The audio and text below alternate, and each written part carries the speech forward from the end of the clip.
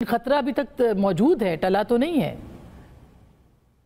नहीं, खतरा तो हमेशा रहेगा। इस वक्त भी उन्होंने जंग हमारे खिलाफ इंडिया ने जो है जारी रखी हुई है। टीटीपी और बीएलए के जो उनकी उनकी फौज की या उनकी हुकूमत की या उनकी स्ट्रेटेजी की एक एक्सटेंशन ही है ना। ये लोग जो है इनका कोई मजहब से या किसी कौमियत से कोई ताल्लुक वाला नहीं है। ये पेड़ लोग हैं, किराए के लोग हैं। तो आपको लगता है कि मगरबी सरहद पे खतरा बढ़ गया है? क्योंकि आपने देखा हाल ही में जो बीबीसी पश्तो ने रिपोर्ट भी किया है कि नायब वजीर दाखिला उनके मिले हैं इब्राहिम सदर साहब और खुफिया दौरे पे वो भारत गए हैं, और उसके बाद से फिर आपका स्टेटमेंट भी खुद भी आया कि प्रॉक्सी वॉर का जो है वो खतरा बढ़ गया है। तो ये इशारा आप उस तरफ ही कर रहे हैं?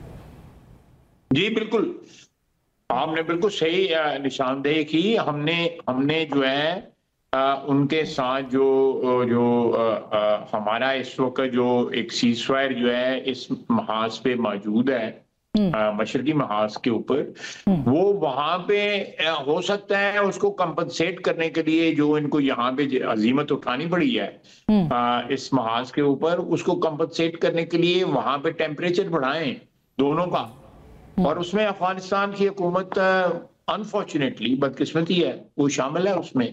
आपने देखा मैंने ट्वीट भी किया है, प्रवीण सानी का जो बयान आया है कि सिर्फ दो मुल्कों ने हिंदुस्तान का साथ दिया है इस क्राइसिस के अंदर, एक अफगानिस्तान और दूसरा जो है वो इजराइल।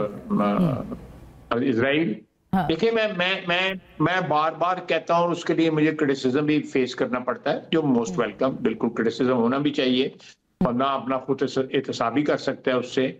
मैंने बार बार कहता हूं, और आज से नहीं, आपके साथ मेरे ये मीडिया के ऊपर जो है गुफ्तगू जो है पिछले 25 साल से हो रही है। जी, मैं बार बार कहता हूं कि हमने जो है कौमी मुजरिम है लोग जिन्होंने ये जंग जो है 80 की दहाई में और ये जो है अभी जो है वो स्टार्ट की जनरल मुशर्रफ। जी बिल्कुल, ये बिल्कुल। उसकी बड़ी भारी कीमत हमारी नस्लें अदा कर रही हैं।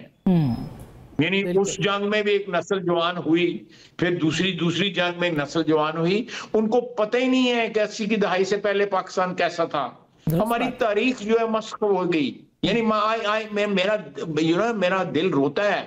हमारी तारीख अब नब्रास्का से बन के आई, वहां पे यूनिवर्सिटी से बन के आई कि हमारी तारीख क्या है। उसमें लोग चीजें डिलीट कर दी गई, उसमें नई चीजें डाल दी गई जिनका हकीकत से कोई वास्ता नहीं है, क्योंकि हमने जहाज लड़ना था, एक जानी 2 नंबर जहाज लड़ना था। जी बिल्कुल, नहीं आपका तो बड़ा पुराना मौक़िफ़ इस पे बिल्कुल साहब। जी बिल्कुल, लेकिन अब अफगानिस्तान की तरफ से जो जंग आपके ऊपर है, आपको लगता है कि ये हिंदुस्तान के साथ वहाँ ज्यादा हाथ मिलाया जा सकता है? ये खतरा हम भांप रहे हैं, पहले से भी टीटीपी एक्टिव है, तो कैसे इससे निपटेंगे हम? नहीं निपटेंगे इंशाल्लाह ताला। देखें, इतने बड़े दुश्मन से इतनी अफवाज, इतने वसीले, माली वसीले, वसाइल, ये सारे के सारे जो है अल्लाह ताला ने मेहरबानी की, हमारी अफवाज ने अपनी घुटने टेक दिए। उनकी जो है साइबर वॉर के अंदर हमने जो वहां पे हमारी अफवाज ने कारनामे दिखाए हैं कि पूरी की पूरी एयरफोर्स उनकी ग्राउंड हो गई। उनके सारे के सारे जो है उनकी वो जो है मैच नहीं हो सका सिर्फ इसलिए कि वो भी साइबर वॉर के साथ कनेक्टेड था। जी, ये बहुत बड़ी आपकी तारीख का बहुत बड़ा रोशन बाब है। ये अगस्त 1947 के बाद जो है पाकिस्तान की जो मुसलमान जो है, इस खित्ते के मुसलमान जो है, बल्कि सारी उम्मतें मुसलमान जो है, वो पाकिस्तान की फौज के ऊपर, पाकिस्तान की अवाम के ऊपर फख्र कर सकती है। जिस तरह शीशा पलाई हुई दीवार जो है हमारे चार्ज हुई है, हमारी अवाम जो है जिस जज्बे से सरचार हुई है, वो जज्बा बड़ी देर से जो है वो मफकूद था। एक नेशनलिज्म